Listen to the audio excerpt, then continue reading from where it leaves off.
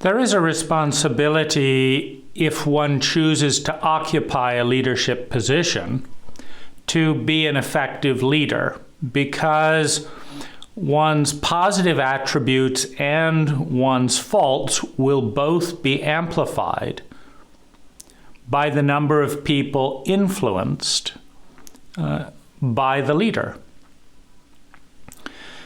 Now, many of us are aware that under the leadership of Donald Trump, a number of variables within the country deteriorated. One of them was global reputation. It's very hard to sell democracy when your own president believes in autocracy and admires people like Putin and other dictators around the world. But there's an equal responsibility on the part of followers, people that vote for or choose to be influenced by a particular leader. Obviously, it took a certain type of person to vote for Donald Trump. Now, there was a whole host of different reasons around that. But just as it's a leader's responsibility to model competence in the area they are attempting to lead, it is the population's responsibility to pick a competent leader to follow and influence them. In that sense, it is a shared responsibility. Now, what is the most competent and important function of a leader in the area of healthy, sustainable relationships, sexual or otherwise? It's identifying best practices and then embodying those practices. And there's another very important part in leadership, which is the analysis of return on investment. For example, you can run a museum and you can spend 95% of the museum's budget commissioning a piece of stonework that could take several centuries to complete with hundreds of artists on a cliff face. And you could spend 95% of your budget doing that. Or you could send an email out to all of the artists in the community and all of the students in all of the schools, inviting them for free to put together different ideas about what art is, what they like and don't like about art, to vote on new forms of art and bring that to the community in such a way that community interest in art goes up, community awareness about art goes up, and it costs the museum nothing. Well, what are the things that are most relevant? What are the low-hanging fruit in the area of healthy relationship practices? Well, John Gottman has done some of the best work in the world around understanding the science of chemistry and of marriage, and has published the material from over 40,000 couples. And this work is groundbreaking because it's based on science. This is a couple of human beings gathering the data that make it possible to discern what is and is not a best practice in a given context for a given couple.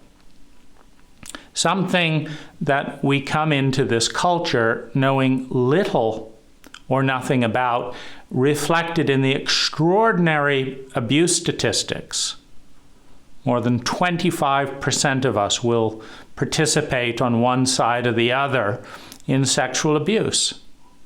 And those are American numbers, a country that just a few decades ago claimed that there were only 1 in 4 incest victims per million, and also suggested that this was probably beneficial to the girls who were victimized because it prepared them, gave them a head start on other people who had not been incestuously abused as a child.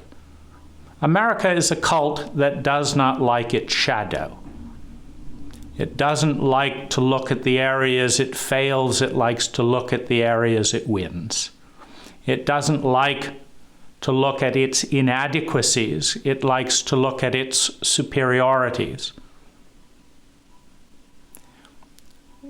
We are not a model for healthy, sustainable, high-yield relationships, which means it takes caring enough to have science. And part of emotional and psychological illiteracy results in the perception of a curious split, because we have this idea that talking about care and how much I love you and going to the extreme and talking about unconditional love and how heartfelt we are, that's somehow different from the science or the analysis of what does and does not work. And I'd like to suggest that that split is in error. The more you care genuinely about anything, the more you study and practice the things that work in that field. It makes no sense. It is insane and hypocritical to talk about how much we care and are committed while not even bothering to study the data about what does and doesn't work. When you go to the hospital, do you want someone fawning over you about how they just wish you the best in the world, but they didn't actually care enough about you to go to medical school or to learn which medicines at which doses would kill you or alleviate this or that substance, but they wish you remarkable success and recover, all my relations and many blessings. Who do you want to treat you? The person with the intent that goes as deep as language, or the person who, because they cared, learned from the very best, modeled the very best practices, and thus in their influence as leaders, actually give you a recipe that, if copied and followed, will work. Well, we learn about medicine from double-blind experiments. We learn about what does and doesn't work in relationships by gathering data. So, what are some of the low-hanging fruits for an effective leadership body at High? Well, I'd never heard of polyamory, for example, and John Gottman was able to provide powerful data sets with 40,000 couples coming through his labs, recording them. And the Human Awareness Institute has been around for 40 years, similar time frame, has also supposedly helped 40,000 people and counting. But where's the data gathering? Has anyone at High gathered the data on how many people explore polyamory because they learned about it at High? And of those that explored polyamory, how many of those relationships ended well and how many of those relationships ended badly. How many of those people gained weight. One of the issues with attachment disorder is that if you have an insecure attachment and you need a stronger container than average to feel safe to bond, well then having an open relationship triggers all kinds of infantile anxiety, because it's in that infantile period that the attachment template is formed. So if you experience the fear of loss and ache and uncontrollable emptiness, which is what victims of attachment disorder suffer from, when the container is not strong enough to hold those fears, you're going to want to fill that ache. And is there a correlation between people with attachment disorder in open relationship and obesity? I think so, but why isn't the data gathered? The data that is most relevant because it's free. It takes no money to set up voting forms online and invite everyone associated with high to vote, to create data sets. Because if understanding something, if turning ignorance and the fear that comes from ignorance and the failure that comes from ignorance into confidence and competence requires data, then gathering and sharing that data about which books are best at solving which problems, which videos are best at exploring and bringing insight to which things, which protocols are and are not working statistically. Because it's that statistical data that is the most powerful, because it's above dogma. When you come in with a supposition, as so many of us do, that supposition tends to create an instinctual blinder where anything outside of our supposition doesn't register, and the things that confirm our supposition are elevated. It's called confirmation bias. That's why it's so important to develop actual data sets from people's own experience.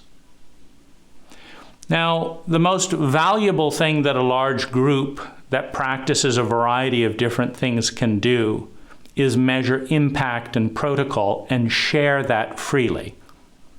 Bring in sociologists, bring in psychologists to study the data set.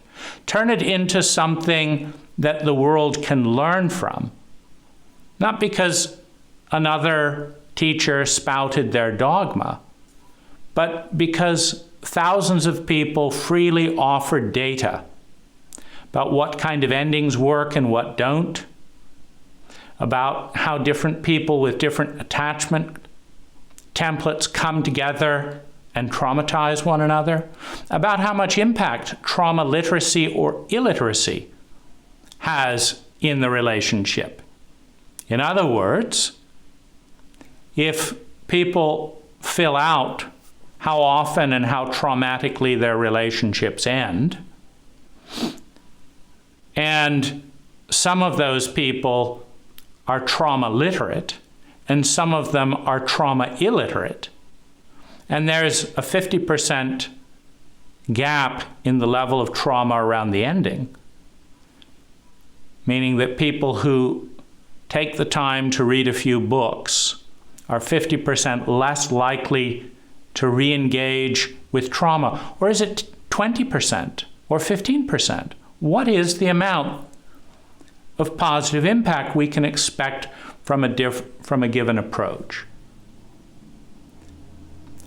A competent leader, a best practice, an intelligent practice, is to grasp the scope and intent of one's mission and to position oneself and those around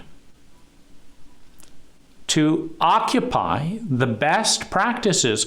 And a best practice is the thing that creates the most statistical benefit for the least amount of energy or statistical cost. You know, if it takes 1 million trees to make the medicine to cure one person, it's not intelligent, because the asthma and weather volatility, etc., that will uptick to compensate for 1 million trees is worse. To spend $100,000 to get a 10% increase in the effectiveness of one's marriage may not be a good idea if one of the bigger causes of marital stress is financial scarcity. You have to, as a leader, look at the highest return on investment for the least amount of energy. And that is squarely in the domain of books written by High, outlining what each person involved has learned about what works and what doesn't and why.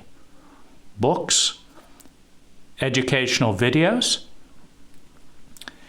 data gathering and invitation, asking for help and sharing resources within the community that can help with the mission. There is a tremendous amount of low-hanging fruit that's waiting for competent leadership to step up to the plate with the question, what is the most value we can provide to the most number of people with the least amount of effort and the highest degree of probable success?